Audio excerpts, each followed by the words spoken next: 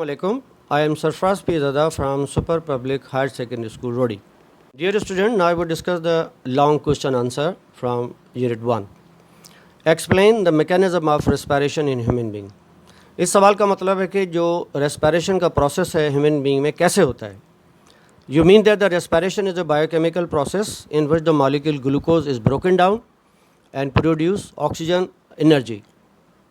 जब हमारी बॉडी में जो ग्लूकोज लेवल है उसके साथ ऑक्सीजन इंटरेक्ट करती है तो हमें एनर्जी मिलती है.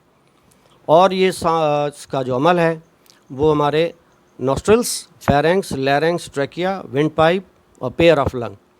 जैसे हम सांस अंदर लेते हैं उसको इंस्पायरेशन और इनहेलेशन कहते हैं. तो ऑक्सीजन हमारे इनसाइड द बॉडी लंग्स में होती हुई एल्वोलाइज में चली जाएगी. एक्सपायरेशन और एक्सहेलेशन का मतलब है कि हम जब सांस बाहर निकालते हैं तो कार्बन डाइऑक्साइड बाहर निकल जाएगी.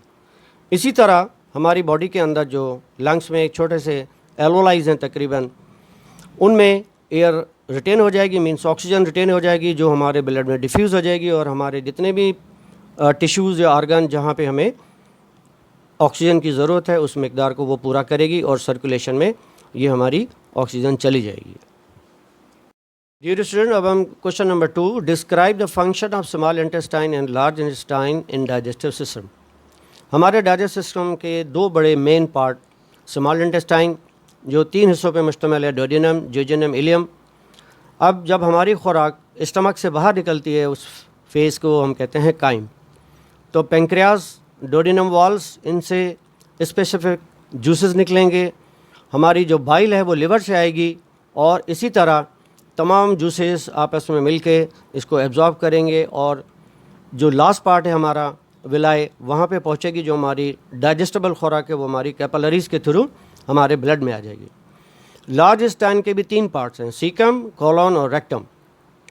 जब ये हमारी खुराक जो तकरीबन डाइजेस्ट हो चुकी है आगे जब जाएगी लार्ज इंटेस्टाइन के पहले पार्ट में, तो वहाँ से वाटर और सॉल्ट हमारे ब्लड में रीअब्जॉर्ब हो जाएंगे और जो अनडाइजेस्टेड फूड है जिसको हम फीसिस कहते हैं, फर्दर बैक्टीरिया उनको न्यूट्रलाइज करेंगे और इसी तरह ये खुराक हमारी रेक्टम में आकर रुकेगी.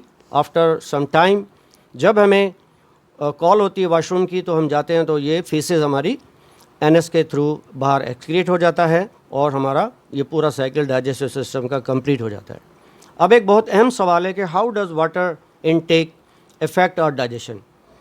पानी के लिए कहते हैं कि पानी ज़िंदगी है और इसी तरह जितने भी बायोमॉलिक्यूल्स हमारी बॉडी में मौजूद हैं वो तमाम के तमाम पानी की मौजूदगी में अपने एंजाइम के साथ अपने अपने फंक्शन अदा करते हैं और हमारी हेल्प करते हैं कि लिक्विड ब्रेक डाउन हो, हमारा जो फूड है उसको न्यूट्रिएंट्स को एब्जॉर्ब करने में मदद देती है. पानी का जो इंटेक अगर हम गर्मियों में ज़्यादा बढ़ा देंगे क्योंकि कॉन्स्टिपेशन और डायरिया बहुत कॉमन डिजीज़ होती हैं, ख़ास तौर डायरिया जो हमारी बॉडी से पानी बाहर निकल जाता है उसको डिहाइड्रेट कर देती है, तो हम रिहाइड्रेशन के लिए पानी इस्तेमाल करते हैं. इसी तरह वाटर की एक बहुत बड़ी सिग्निफिकेंस इफेक्टिव है हमारे डाइजेस्टिव सिस्टम में. डियर स्टूडेंट, अब पेज नंबर 14 पे रेस्पिरेटरी ट्रैक के हवाले से कुछ आपको ट्रैक दिया गया है, वो मैंने सॉल्व तो कर दिया है. आप पहले ख़ुद सॉल्व कीजिएगा, अगर कोई गलती हो रही है तो फिर इसको देख लीजिएगा कि सबसे पहले हमारी जो एयर है वो nasal cavity, larynx, trachea, bronchi, bronchioles, alveoli and then capillaries and at last in blood stream. इस तरह से हमारी ये जो इनटेक ऑफ एयर है वो होती है. बच्चों, पेज नंबर 16 पे चूज़ द करेक्ट ऑप्शन. यहाँ पे मैंने सॉल्यूशन दे दिया है आपको, लेकिन अगर आप पहले ख़ुद करते हैं तो बहुत अच्छा रहेगा आपके लिए. उसमें मैंने टिक्स भी लगा दिए हैं. पहले का है माउथ, दूसरे में रेक्टम, तीसरे में ट्यूबरकुलोसिस, चौथा है प्रोड्यूस बाइल एंड जूसेस, पाँचवा एल्वोलाई, छठा है फेरेंक्स. ट्रू फॉल्स के हवाले से भी इसलिए मैंने नंबर 1 में है कि जी नंबर 1 फॉल्स है, number 2 true, number 3 true and number 4 false and number 5 true. अब आप पेज नंबर 17 पे आ जाएंगे. उसमें जो एक्सरसाइज है 5 नंबर के right the function of the following parts of the digestive system. मैंने अपनी प्रेजेंटेशन में तमाम चीज़ें क्लियर कर दी हैं और बुक में भी लिखी हुई बहुत अच्छे तरीके से, लेकिन आप कोशिश कीजिएगा कि पहले उसको आप समझ के खुद करें. अगर कोई प्रॉब्लम आ रहा है तो आप उसको इस स्लाइड को दोबारा देख भी सकते हैं, इसको लार्ज करके या जूम करके, तो आपको तमाम की तमाम चीज़ें मिल जाएंगी. लास्ट में आपसे ये कहना चाहूँगा कि जो हमारा चैप्टर है यूनिट नंबर 1 बायोलॉजी का वो पूरा हो चुका है.